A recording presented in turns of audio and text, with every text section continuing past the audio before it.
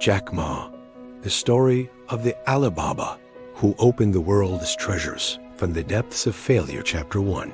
The boy of Hangzhou and the dream of a language. On September 10, 1964, in the picturesque city of Hangzhou, China, a child was born to a poor family of traditional storytellers.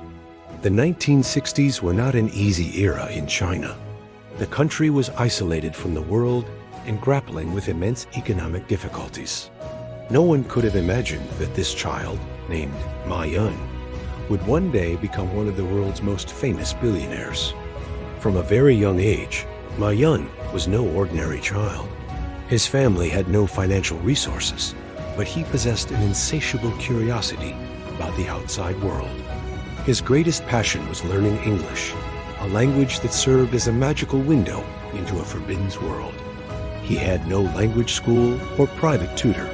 His passion drove him every morning to ride his bicycle for 45 minutes to the city's main hotel, where foreign tourists stayed. There, he would wait eagerly, offering his services as a free tour guide, just for the chance to talk with him and practice his English. During one of those tours, the young Chinese teenager met a friendly Australian tourist who struggled to pronounce his Chinese name, Ma Yun, and decided to give him a simple Western name, Jack. From that moment on, Jack Ma was born. This wasn't just a childhood hobby. It was real training in communication and breaking down barriers, the very skill that would become his strongest weapon in the future. Chapter 2. An endless series of rejections. Jack Ma's educational path was equally difficult. He took the university entrance exams, failing not once, but twice in a row. Mathematics, in particular, was his constant nightmare, but his determination was stronger than any failure. On his third attempt, after immense effort, he finally succeeded in entering Hangzhou Teachers College, now Hangzhou Normal University, graduating in 1988 with a bachelor's degree in English. Jack believed a university degree would open doors to the future, but reality was shocking.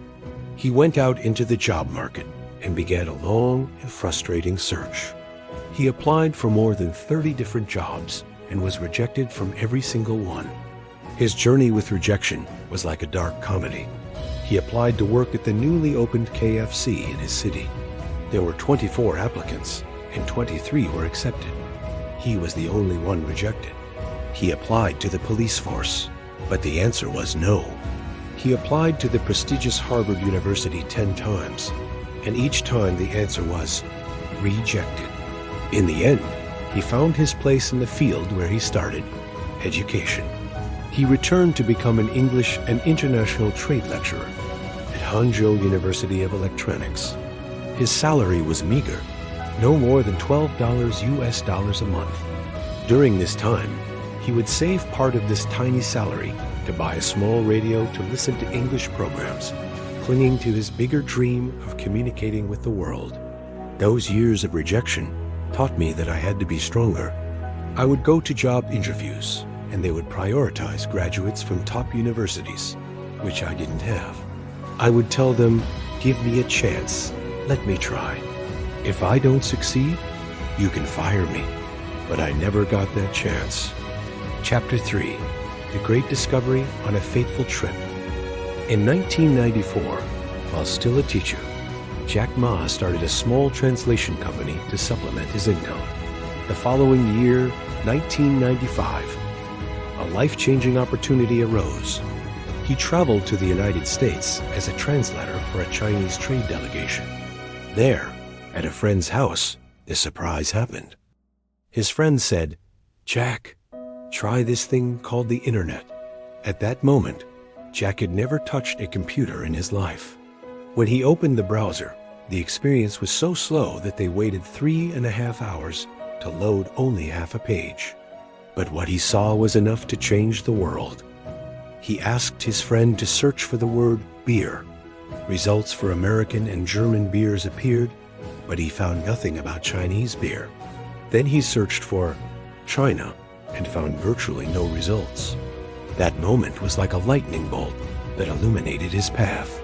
Jack Ma instantly realized the internet was a hidden treasure and that he could be the bridge connecting China to the world.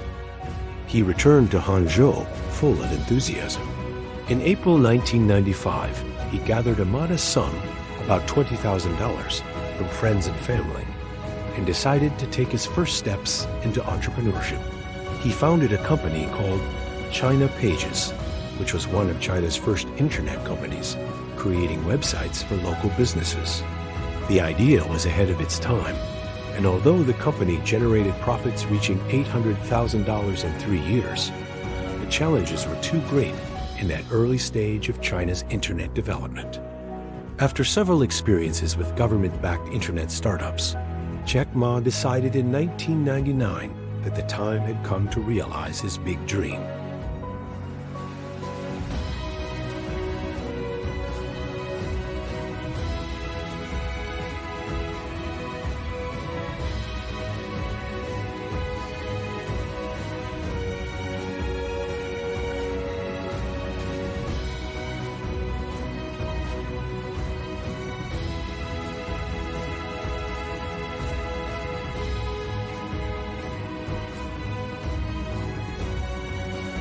Chapter 4: Alibaba and the 40 Thieves. And the real treasure in 1999, in his small apartment in Hangzhou, Jack Ma gathered 17 of his friends, including his wife, for a historic meeting. They were either former students or old friends. He laid out his vision before them to create an e-commerce platform aimed primarily at serving small and medium-sized enterprises, SMEs, in China, connecting them to the world. He named his site Alibaba.com. Why Alibaba? Because it is a universal and familiar name from the famous 1001 Nights story. He believed that any child anywhere in the world knew the tale of Alibaba and the 40 Thieves. His message was clear. Alibaba opens the treasure door, and we open the treasure door for small businesses. Chapter 5: Facing the giants and building an empire, the road was not paved with roses. In 2003, a fierce competitor entered the Chinese market, the American giant eBay, which had acquired a local rival. It seemed eBay would crush the small Alibaba. Jack Ma's response was smart and strategic. He launched a new platform focused on consumer-to-consumer C2C trade, which he named Taobao, meaning searching for treasure. While eBay charged transaction fees, Jack made Taobao's service completely free, despite initial heavy losses. His strategy was to build a massive user base first. Jack Ma rejected eBay's offer to buy Taobao. After a fierce battle, Taobao managed to defeat eBay and drive it out of the Chinese market, becoming the undisputed leader. The empire building continued rapidly. 2004, launch of Alipay, a secure electronic payment system that revolutionized e-commerce in China. 2008, launch of Tmall, a platform for major brands to sell products directly to consumers. 2009, launch of Alibaba Cloud to capture the growing cloud computing market. As e-commerce flourished in China, so did Alibaba. In 2012, the transaction volume on the group's platforms exceeded 1 trillion Chinese yuan, a record-breaking figure that earned Jack Ma the nickname Trillion Hu from the Chinese media, meaning Marquis of a Trillion. The success story reached its peak in September 2014, when the group announced the largest initial public offering, IPO, in history on the New York Stock Exchange, raising $25 billion. At that moment, Jack Ma officially became one of the richest people in the world and a symbol of perseverance and Chinese ambition. Epilogue: Treasures Beyond Wealth. In 2013, Jack Ma announced his retirement as CEO, though he returned to oversee the company for a period. In 2019, he stepped down from management entirely to focus on philanthropy and education, leaving behind an empire serving hundreds of millions of users in over 240 countries. The later years were not without challenges, including public disputes with the Chinese government and a period out of the spotlight before re-emerging.